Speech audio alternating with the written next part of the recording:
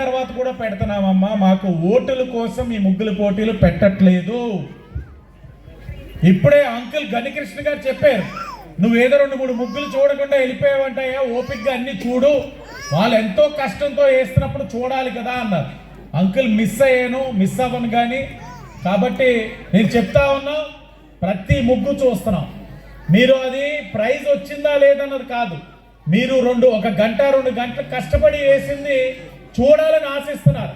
మేము అన్నీ చూస్తున్నాం. 1-2 మిస్ ఉంటే క్షమించండి, వెళ్ళేటప్పుడు అవి చూసే వెళ్తాను. అలాగే ముగ్గుల పోటీ తెలుగుదేశం పార్టీ ముమ్మాటికి మేము రాజకీయంగా చూడట్లేదు, ఓటుల కోసం అస్సలు ఆలోచించట్లా. అధికారంలో ఉన్నాం, ఇంకా ఓటులతో పనేంటి, పెట్టకపోతే ఏదైనా ఇబ్బందా, అలా ఆలోచించలా, కొనసాగిస్తున్నాం. కానీ మేము ప్రతిపక్షంలో ఉన్నప్పుడు అధికారంలో ఉన్న వాళ్ళు 2024లో పెట్టారు ముగ్గుల పోటీలు. కిందటి సంవత్సరం పెట్టారా? ఈ సంవత్సరం దేవుడికి తెలుసు. కానీ 2029 పెడతారు. ఎందుకు పెడతారు? ఎందుకు? 2029 ఎన్నికలు ఉన్నాయి కదా, ఓట్లు కావాలి కదా, మరి మీరు ఓట్లు వేయద్దు, అప్పుడు పెడతారు. కానీ ఇప్పుడు ఏమైనా ఎన్నికలు ఉన్నాయా? లేవే, మరి మేమెందుకు పెడుతున్నాం?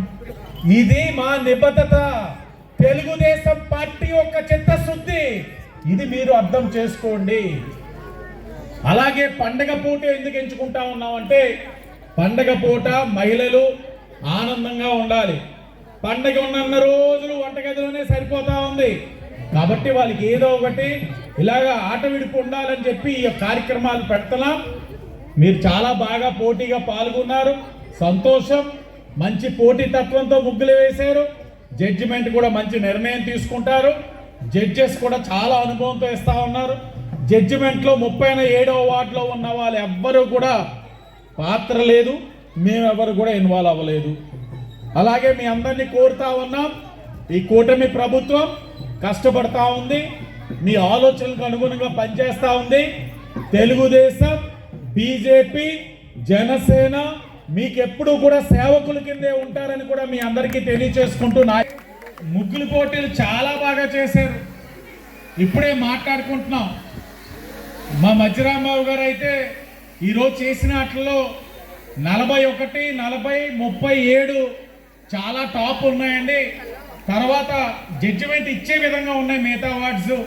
కానీ 37, 40, 41 మనం జడ్జిమెంట్ ఇవ్వలేని విధంగా ఉన్నాయి. కాబట్టి 41లో ఒకేసారి 15 కన్సలేషన్ ప్రైజులు కొనుక్కొని వచ్చారు, 40లో 10 ప్రైజులు కొనుక్కొచ్చారు. భయపడ్డారు, ఏంటి ఇంత పోటీగా వేశారు. ఎక్కడ కూడా అలాగే ఉన్నాయి, మరి కొనుక్కొచ్చారో లేదో, మరి మాకు కొనుక్కొచ్చారు లోకేష్. అయితే భవానీ చారిటబుల్ ట్రస్ట్ నుంచి ఇచ్చే 5కి అదనంగా ఇది ఇచ్చారు. అలాగే ఈ వార్డు ఎప్పుడు కూడా తెలుగుదేశం పార్టీకి ఒక కంచుకోట కింద ఉన్నది.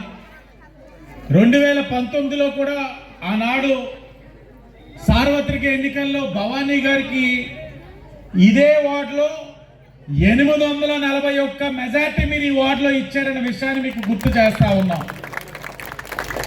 2024 కూటమి తరఫున పోటీ చేసినప్పుడు తెలుగుదేశం, బీజేపీ, జనసేన 3 పార్టీలు కలిపి పోటీ చేసినప్పుడు ఇదే వార్డు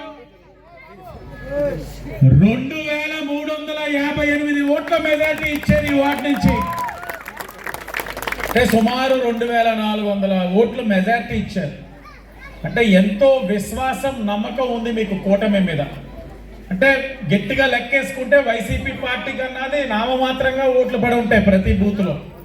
అంటే మీరు ఇంత విశ్వాసం, నమ్మకంతో ఇలా చేసినందుకు మేము కూడా అంతే బాధ్యతగా చెయ్యాలి. కాబట్టే ఈ 18 నెలల్లో 1,40,00,000 ఈ వార్డులోని అభివృద్ధి కార్యక్రమాలు చేసామని చాలా గర్వంగా చెప్తా ఉన్నాం.